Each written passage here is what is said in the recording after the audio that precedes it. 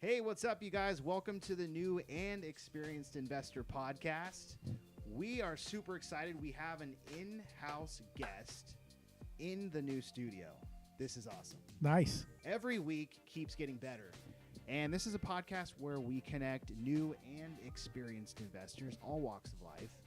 And today we have a very, very awesome agent and investor, Eric Oles.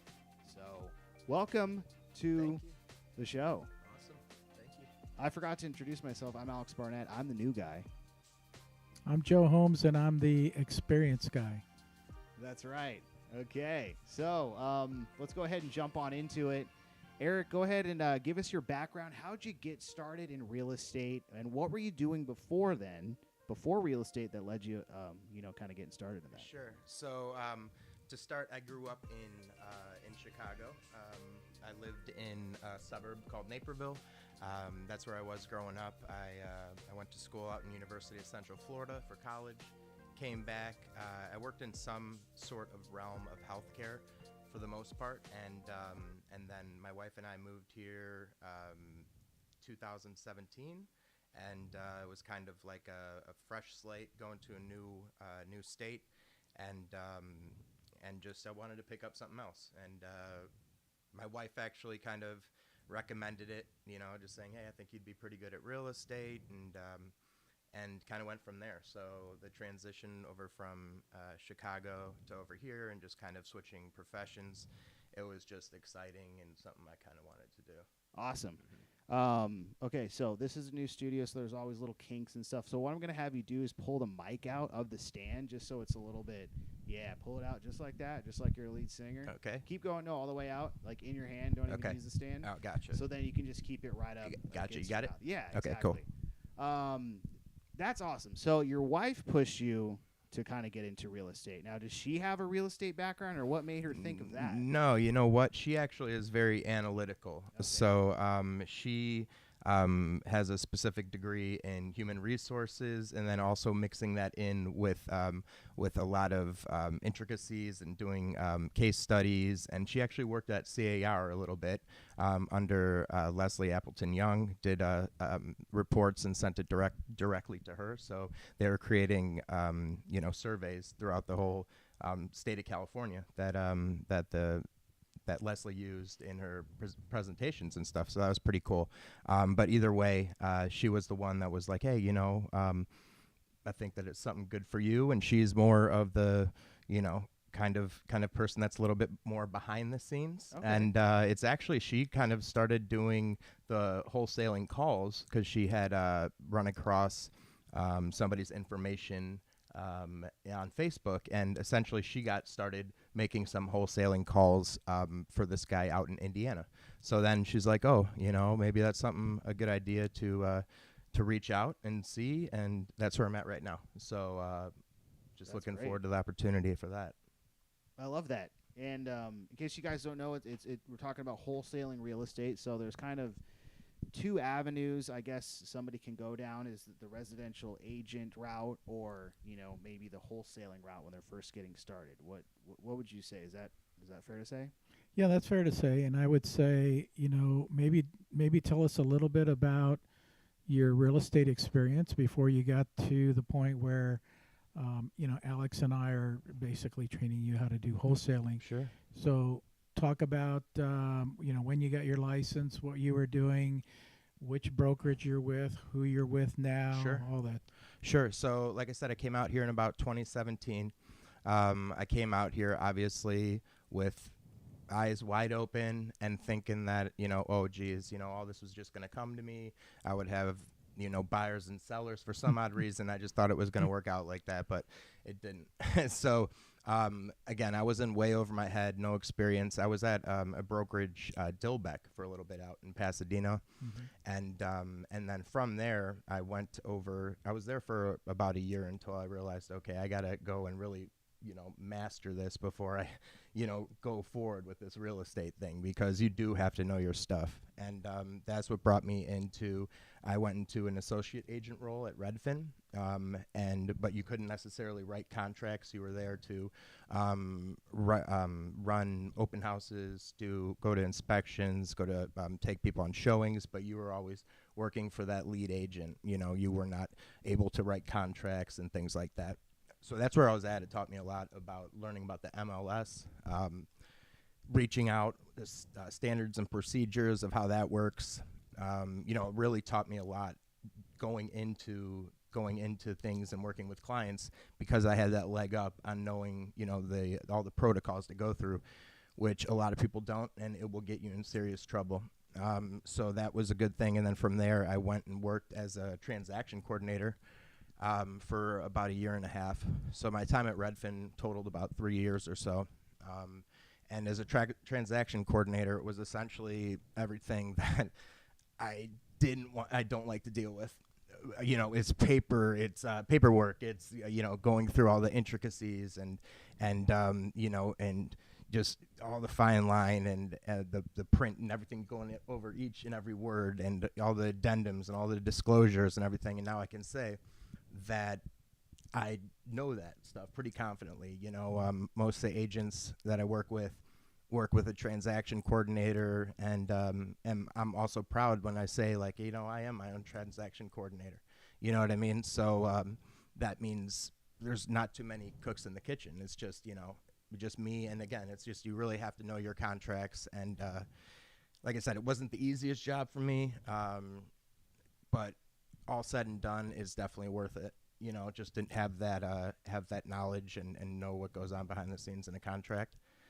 And then my last brokerage was also, that one was Remax, and I was on a team, and I just felt I wanted to go and explore something else. And Joe, I don't even know exactly how we hooked up, but man, it's a blessing. It really is. I'm so happy to be here. It was almost too good to be true things with with these minimal fees at the, from the desk fees and just the commission split, is peanuts. What was it, Joe? Like $850 from any transaction. Yep. Joe is here. You can tell, if you're watching this video, I mean, Joe and Alex, I mean, the amount of content here is insane. So, and again, just being here and kind of learning from Joe and now Alex a little bit, they really are. They're here to help. They're here to guide. And going into this wholesale adventure, I definitely am looking forward to that. But you got to kind of start at the ground up for sure. So you got to start somewhere, right? So that's where I'm at there. Yeah, and I know we were supplying you with some leads for a while, and you were being very successful with those leads, but they've kind of dried up at this point. And then you also decided to hire a team member. Yes. So you created basically a group within a group. Yes. And that's kind of where you're at now. And so one lead source dried up, so you obviously are looking for another, and that's what brought you into wholesaling. Sure. So yeah, as everyone knows, and especially people that are into real estate and obviously that are in tune with the market, is, I know Joe's had plenty of experience and everything, and this is I mean, the interest rates and everything, and the market is just it's different. I mean, I've only been in for a little bit.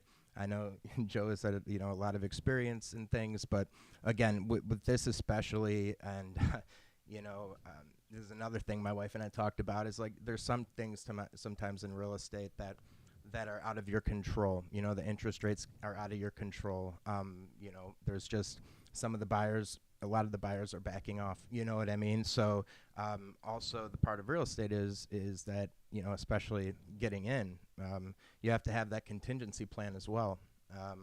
So, if you're not making a bunch of residential deals or whatever it may be, you still want to be grinding. You don't just say, oh, okay, give up and say it's not the year.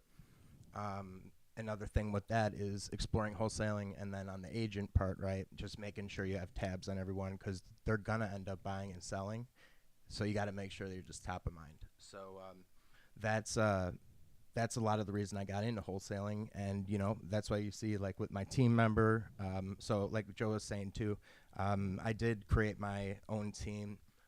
My team member, Chris Noon, he actually, if you don't mind me just telling a quick story Sure, on this. sure. So this was actually a former client of mine. I helped him buy a home a few years back. But anyways, I had given him, a couple of shouts and said, hey, let's meet up for lunch or something.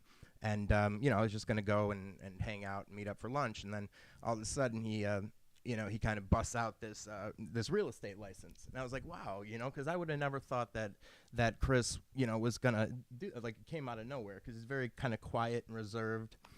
And then I was just like, wow. And then I was always in the back of my mind, I wanted to create a team.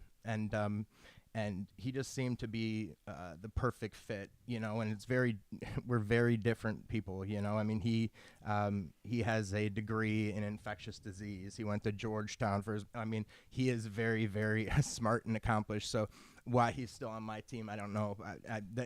No, I'm just teasing. But we both complement each other a lot, which is, and again, thank you, Joe. And that's another thing with this opportunity with Palego, I just asked Joe, and he said, absolutely. So, and that's another thing about this brokerage that I really like is Joe gives me, and Joe gives all of his agents that flexibility, right? So whatever you kind of works for you, he lets you kind of run with it. And if you're, curious or you need any questions answered, things like that, it's got that weekly meeting, just endless resources. Alex, you too, we have our weekly meeting. So yeah, everything is here. I'm just very happy, to be in the spot where I'm at, and obviously, continue to grow with my team, the Oles group, and then grow and learn wholesaling as we go along with that. So I'm really excited. And Alex, thank you as well. You've been awesome. I've been going, probably about 3 weeks or so, and he's been teaching me a lot.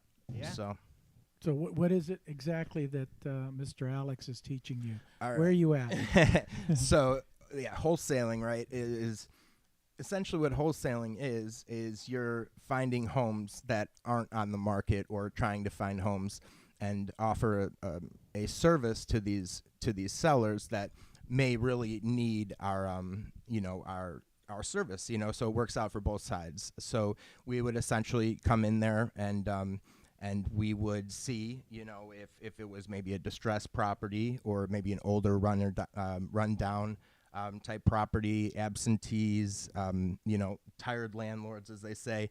So right now, for the most part, I'm going through and I think Alex would agree, a lot of rejection. You have no life, get out of here, you know what I mean? Like all those, F off, whatever it may be. But that's what it is. It's just getting on the phone and doing it. And I think Joe has stressed that a couple times, and that is the truth. It's just, that's the hardest thing. You can talk about it all you want, but until you're out there making those calls, and trust me, like right now, it is tough. You're dealing with a lot of people, but I know I'm going to, end up working with warmer leads and things. And as we progress, just follow up and stay in touch with all these ones. But definitely a cool experience so far, but learning from the bottom up with wholesaling. And I always say too, it's like, okay, yeah, you don't have the experience, but who's ever gotten into anything and without experience, right? Everyone has to start somewhere, and I really believe that. So that's where I'm starting with wholesaling. I feel like I'm in a good spot with real estate in general. Every day you learn, every day you see something new, which is why, I love this job, and that's what excites me every day, is just kind of come in and not knowing what's happening. So again, in this wholesaling thing too, is just been a great opportunity for me. So I appreciate that.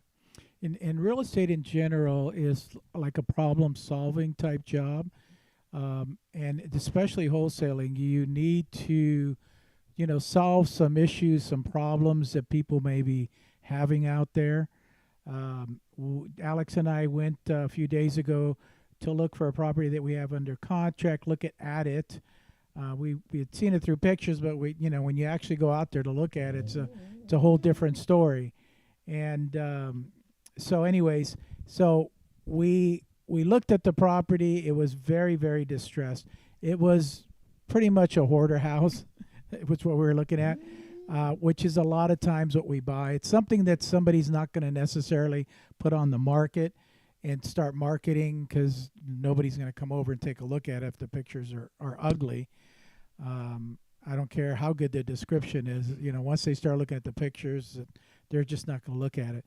The other thing about being a real estate agent and a wholesaler is that you have two ways to make a deal.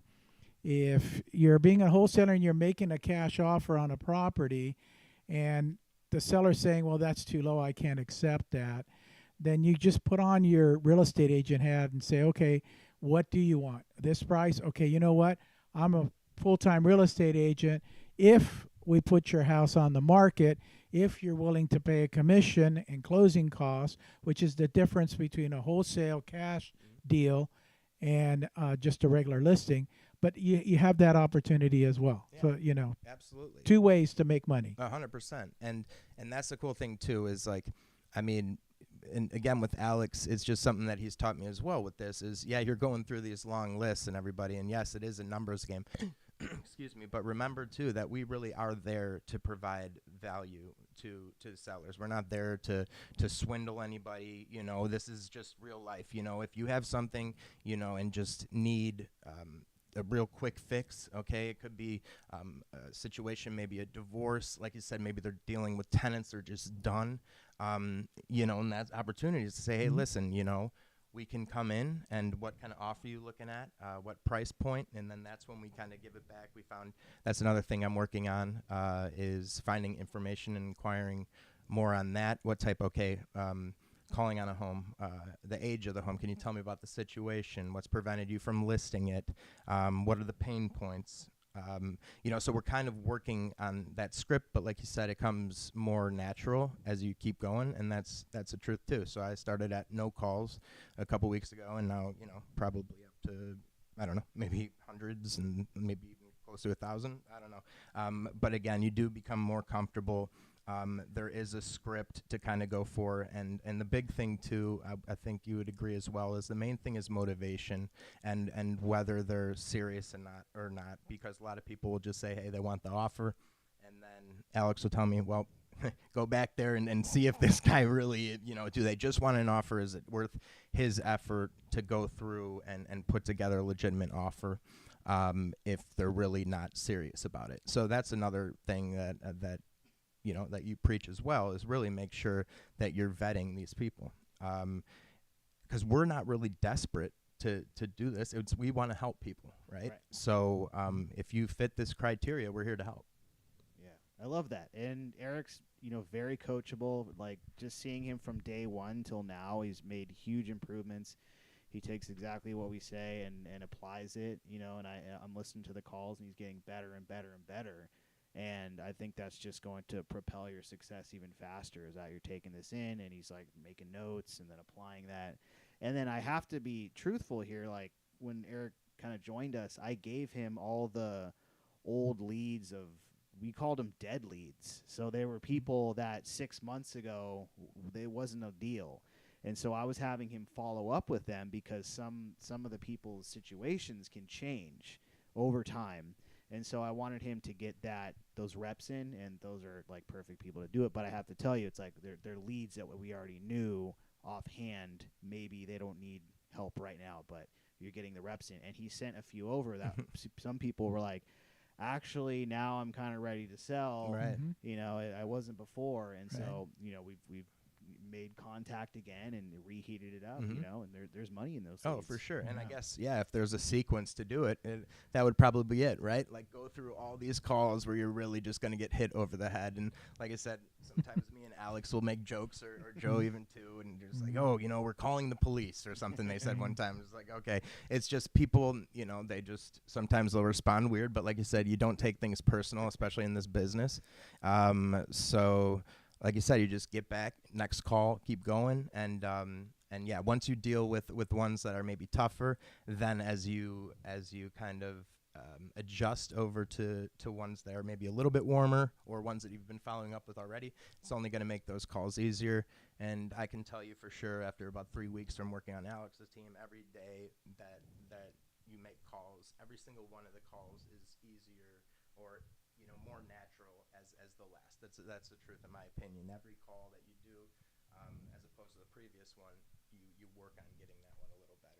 Yeah. And I'm holding this way far. That's so, okay. okay. So Hey, yeah, hey, I didn't even realize that. we're So working like it out. talking with your hand. Yeah, there, so I'm not sure if you That's okay. if you heard me. No, Did it, you do. Yeah. did We're it all, capture it? We're all Okay. learning how to. Sorry podcast about that. together Yeah. here, Well, that's so. how it is. I was just talking to you guys. I Yeah. forget that that we're even on Yeah. the channel. Yeah, so. you're starting to get comfortable. Yeah, I know, right? Yeah. That's great. Exactly. And that's the purpose of doing all these calls and getting all the negative feedback is because you have to learn all that stuff. Mhm. You have to Absolutely. learn, what to say, what not to say, when to chime in, when not to chime in, whatever. Yeah.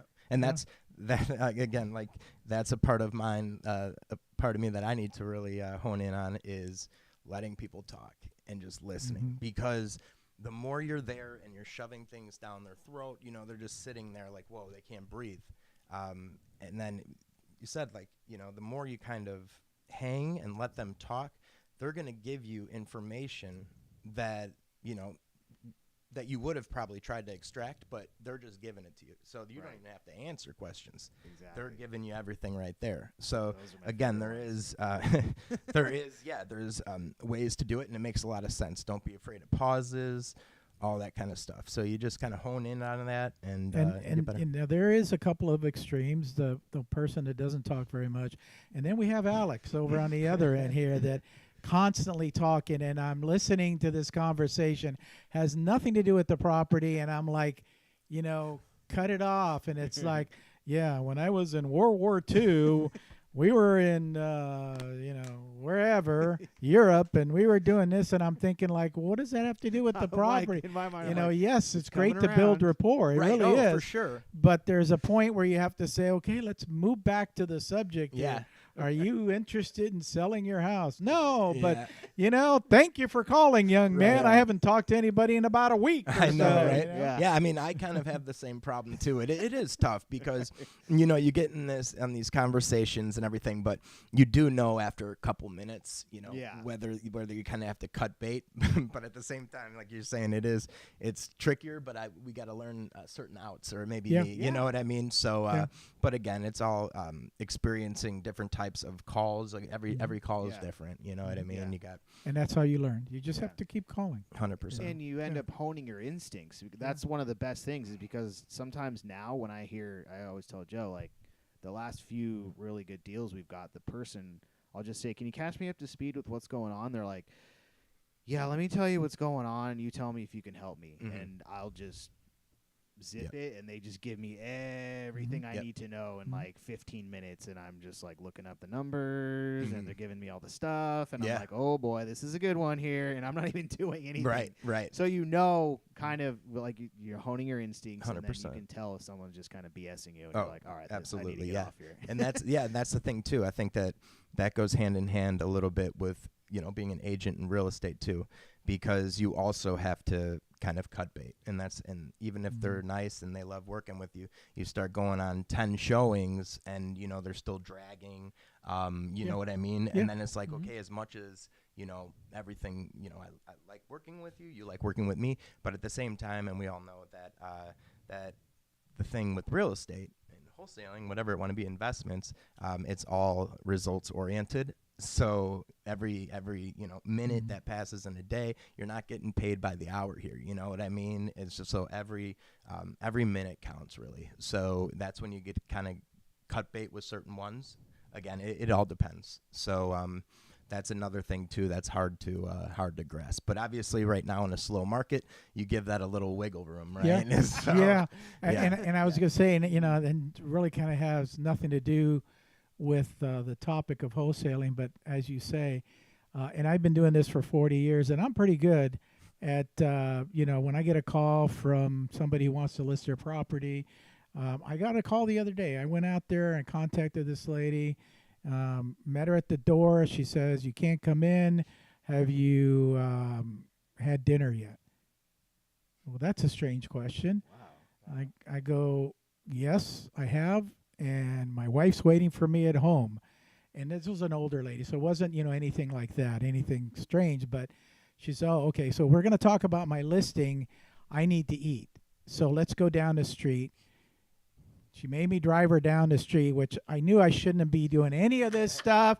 But like you said, that the market's changed. I'm going to give her a little leeway. Yeah. Oh man. And I always grew up like, if I invite you out for lunch or dinner, it's my responsibility to pay. Okay, so I'm paying. So she invited me, and I'm thinking, okay, well, she wants to take me out. I'm going to be, like really nice. I'm just like going to order a salad or a drink or whatever. And she orders 2 meals, not one. She literally ordered 2 meals. And we get done, and I'm waiting for her to pay. And guess what? Yeah, she didn't pay. I ended up pulling my credit card out and paid, and got her back in the car. I know she ate a little bit of the first dinner, and she took the second dinner probably, for tomorrow or whatever.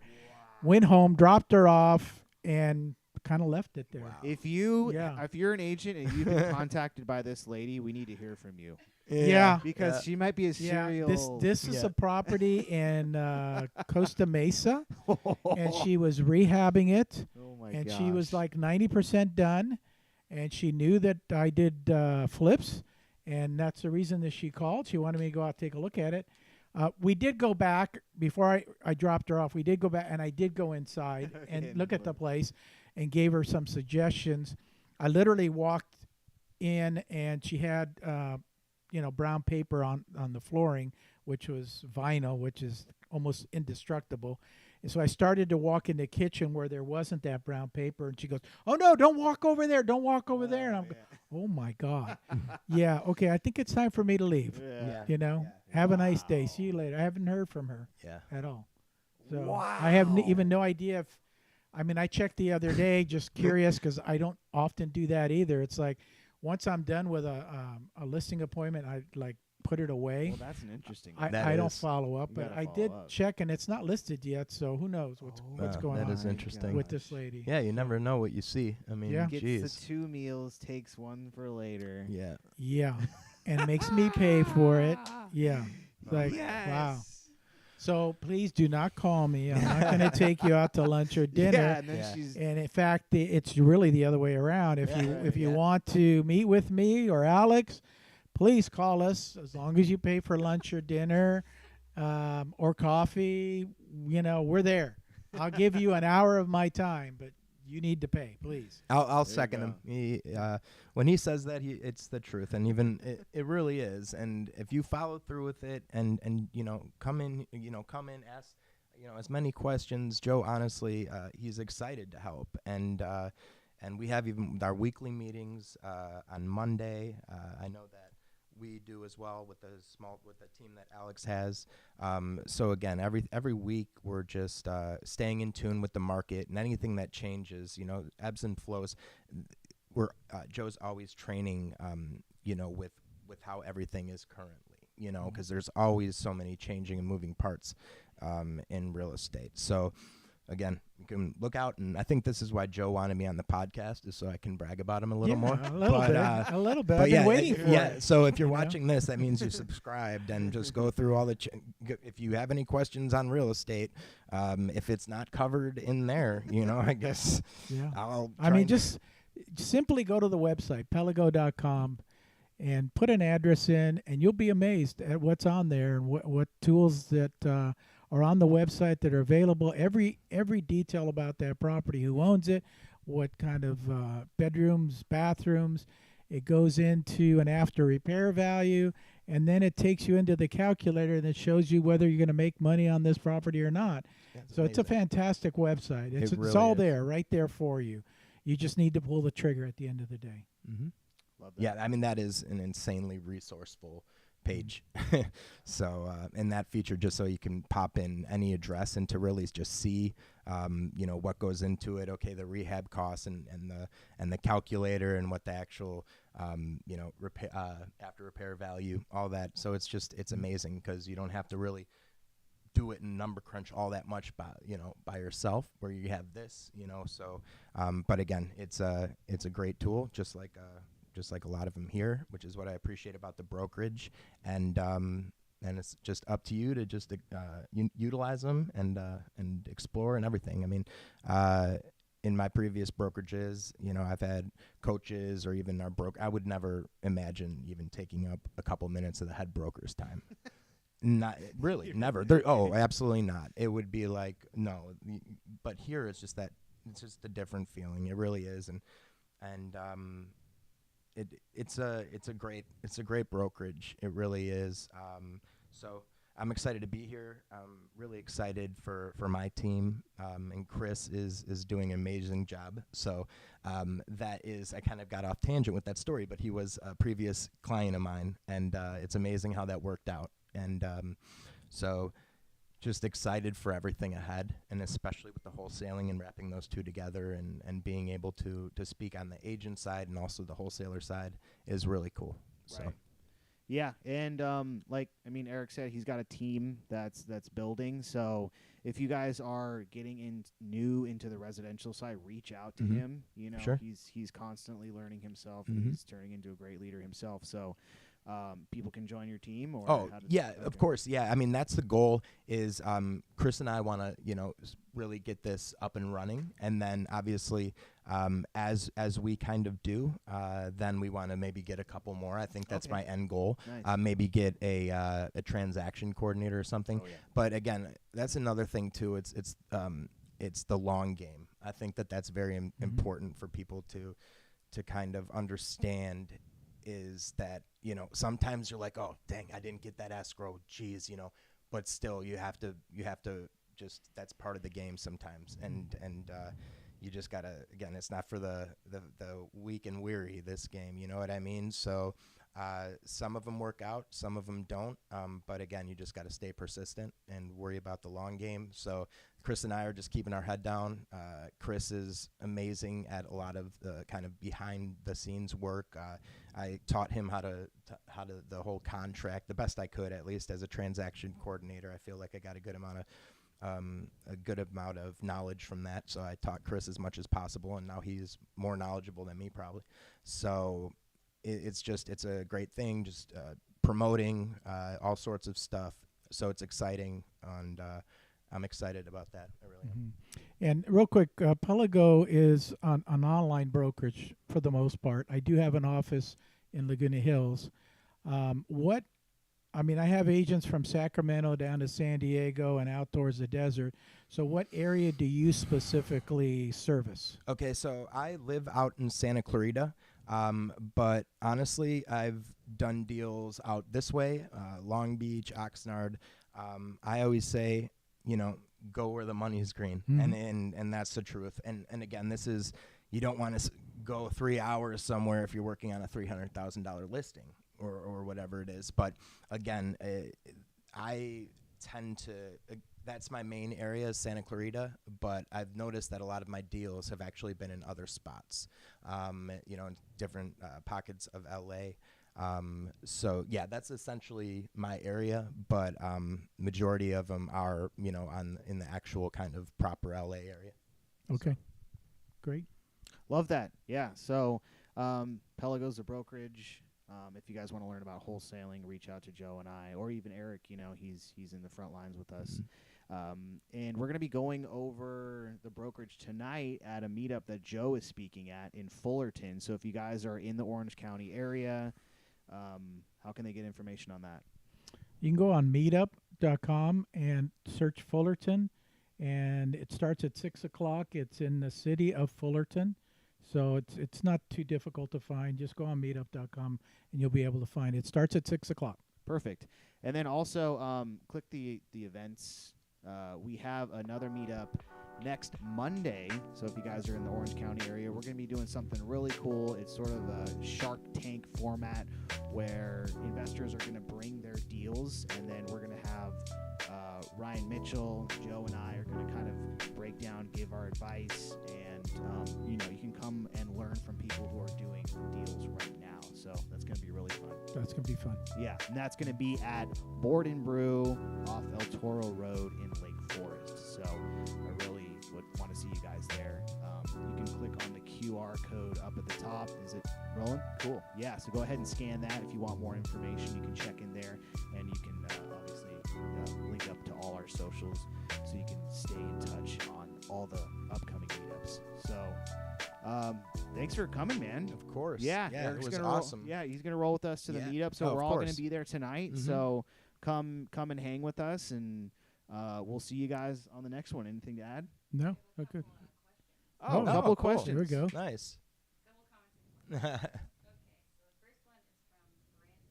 He says, Eric, I'm a newbie. What does wholesaling mean? So wholesaling to me is it's essentially dealing with a seller without even necessarily, you don't even have to have a real estate license to wholesale. All right, so you're essentially just you're hand picking, or like you said, you're getting these lists from places, these homes that you would think might be interested in wholesaling, because like Joe said earlier, it's just a pain. The house has been, listed, relisted. What's going on with this thing? It's not going anywhere. Who's paying the mortgage payments? So again, we're just trying to help that individual seller before they have to put it on the market or anything. So that is wholesaling, in a sense, is a completely different game, I guess, in that realm. We deal more with distressed situations. Correct. you know, Yes. Whereas distressed. Yes. Yeah, So I mean, if distressed. you have just a regular house and, Right. It looks nice, it was painted recently, you're not going to sell it to a wholesaler. Correct. You're going to sell it to a wholesaler because it looks like a hoarder house. You don't want anybody coming over Right. And looking at that mess. So you just want to get what you can in Mhm. the condition that Right. it's in. Right. And again, it's not going to get the offer it would necessarily get if it was listed, but like Joe was saying and Alex goes over, is these distressed properties, it's really tough to even go there and have it listed, and Yeah. and just to get that, and then people have that that they want to go in and redo it all and things like that, and you say, well, actually, if you want to just do this, we'll buy it as is, right? That's Right. one of the Correct. one of the positives of wholesaling.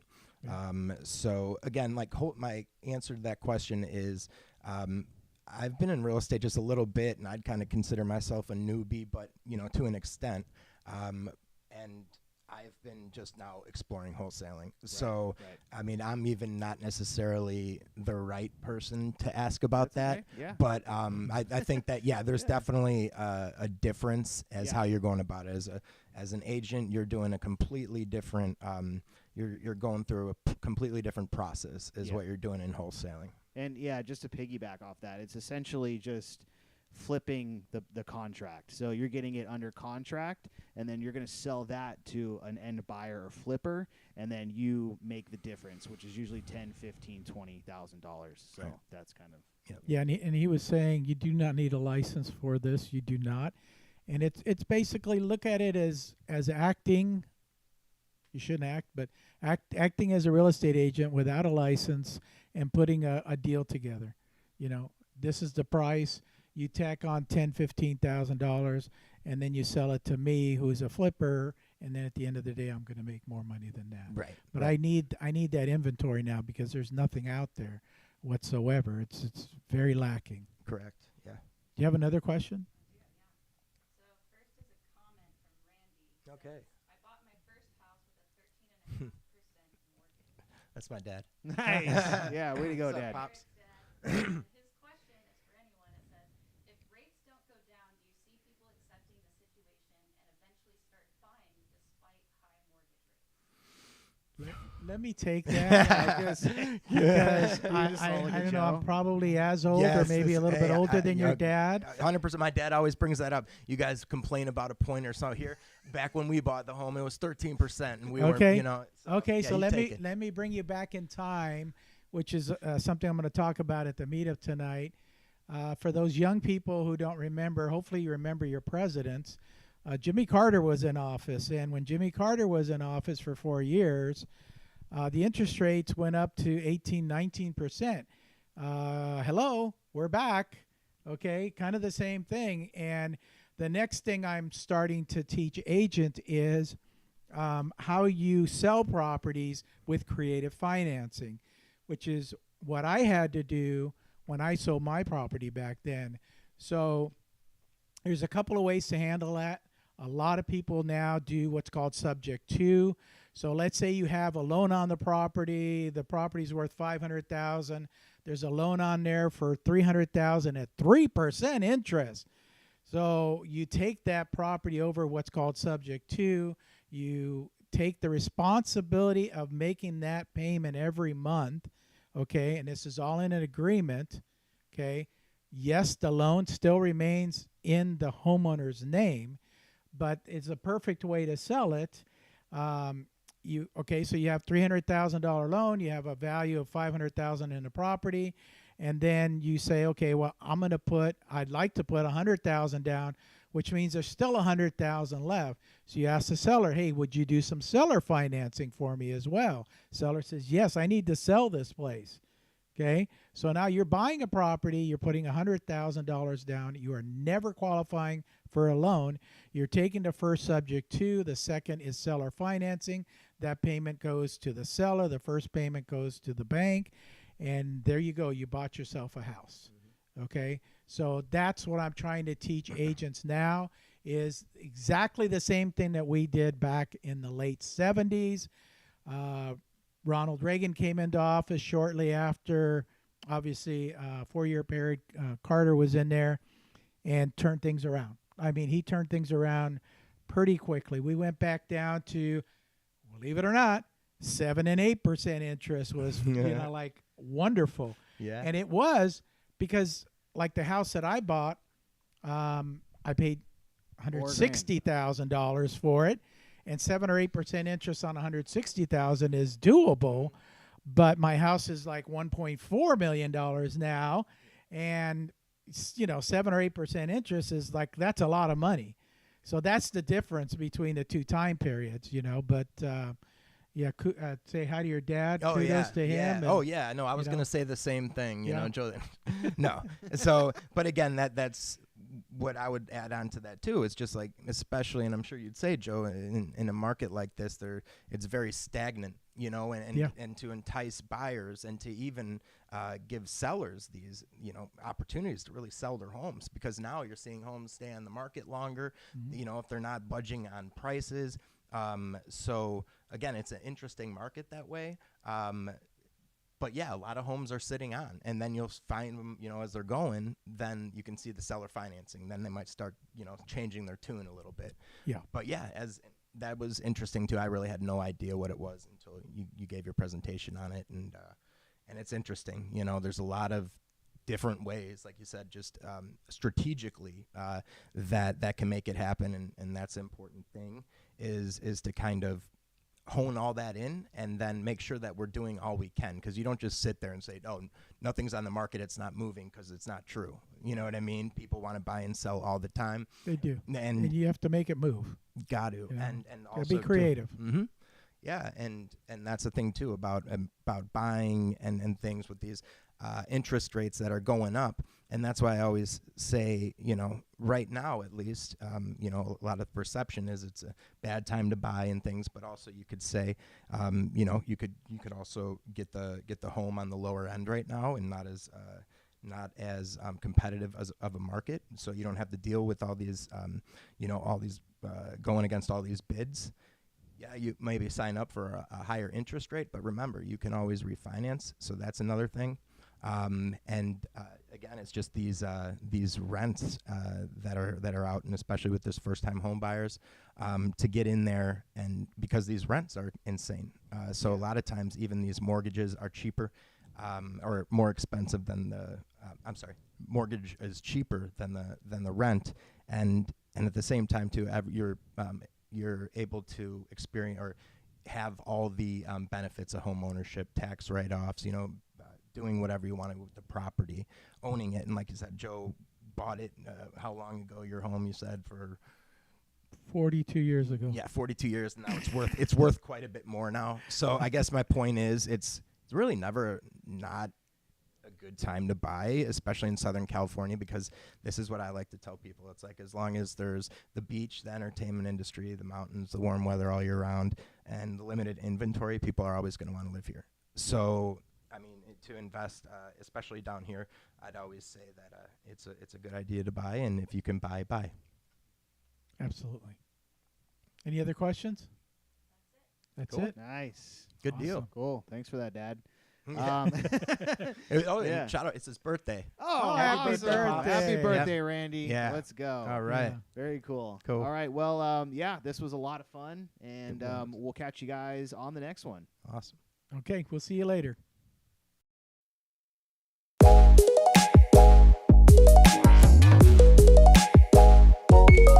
If you want some more advice on real estate investing, reach out to us one-on-one.